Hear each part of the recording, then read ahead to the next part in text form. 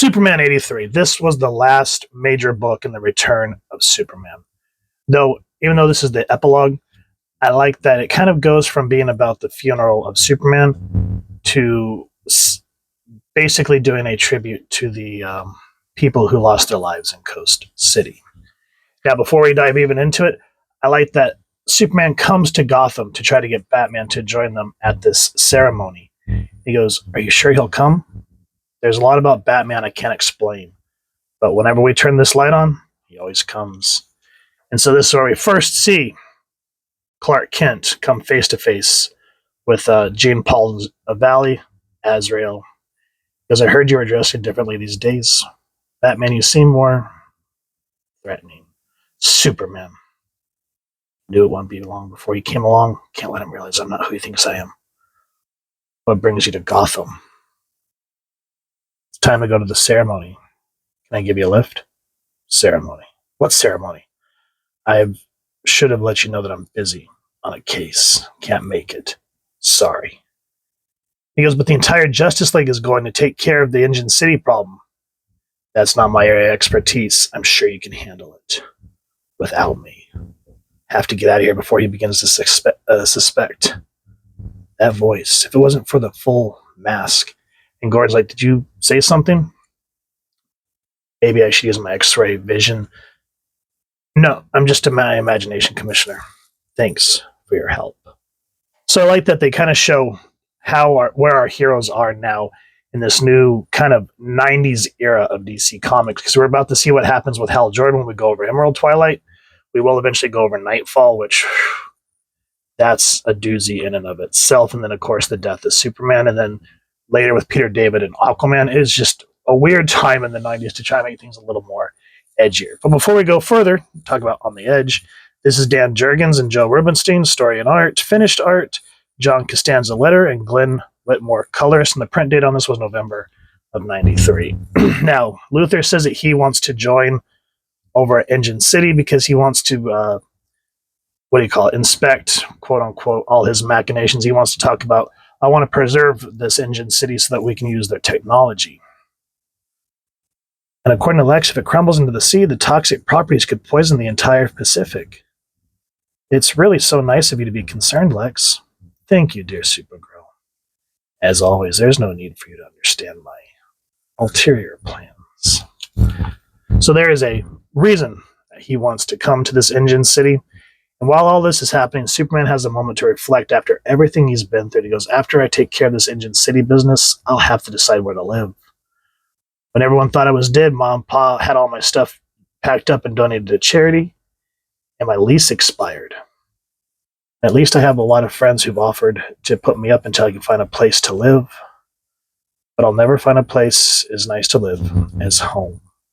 And since I'm over Kansas now, I may as well have a little fun. So I like that there's this whoosh moment. She goes, what on earth? Flowers? The red and blue blur? It was Clark. He must have been passing through on his way out west. Makes you think about how lucky we are, Martha. One of a kind lucky. We have the best boy in the whole world. So it's just a sweet little moment to show the relationship between the Kents. Now, there's also a subplot going on about a scandal that you guys will just have to read. I don't really want to go over that part in the series. What I want to go over is the ceremony. I hate that they did this where it looks like Hal's part of like a Mad Magazine thing where you just have to fold those and make a picture. Because it's showing how much he's hurting to know that everyone he loved is buried beneath this filth. And they see that Lex shows up, and Hal goes, this is a private affair. Get rid of him. I'm with Lantern. Escort the slime ball back to the hole he crawled out of. He goes, think of the limitless capabilities LexCorp can possibly save it, Superman. And I love the art style here. How Hal just goes dark. Save it? I say let it die. We're here for one reason and one reason only. To bury this atrocity in the Pacific for all eternity. But before anything can happen, we can see that tempers are starting to friction a little bit, because here comes Arthur. I don't recall any of you consulting me about this momentous decision. If this is an engine, it's probably filled with harmful elements and toxic waste. So everyone is starting to bump up against each other. And Superman, as usual, is trying to be the voice of reason. It's like, let's talk about this for a few minutes. No, I'm tired of talking. A couple of weeks ago, this was one of the most vital cities in the country. But Mogul took that away, along with all those innocent lives, when he atomized Coast City. My friends are buried under this junk heap, and I'm not about to let it stand as their tombstone. And so while they're all fighting, Superman against is okay, we'll make a compromise.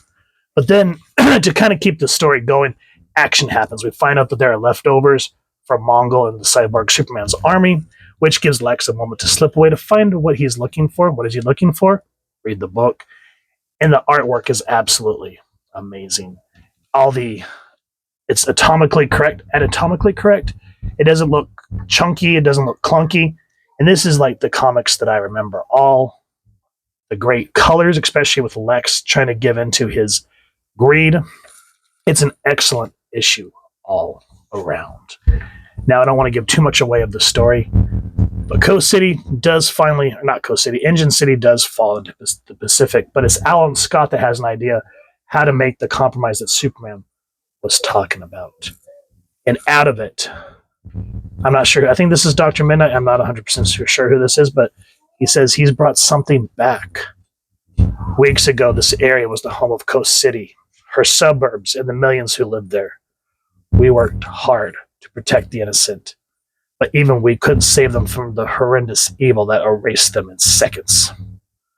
Let this fire, built from the very engine that once stood here, serve as a tribute to their memory.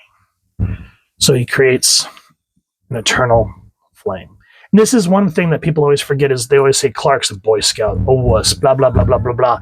He has more heart than most of them. That's why him, Diana, and Batman are so important to stories, along with Flash and Arthur, because they just know how to hit that human element. And even though Clark tries to give closure to Hal, Ollie says we can't win them all, and we can't do anything to bring them back. But Soup's right.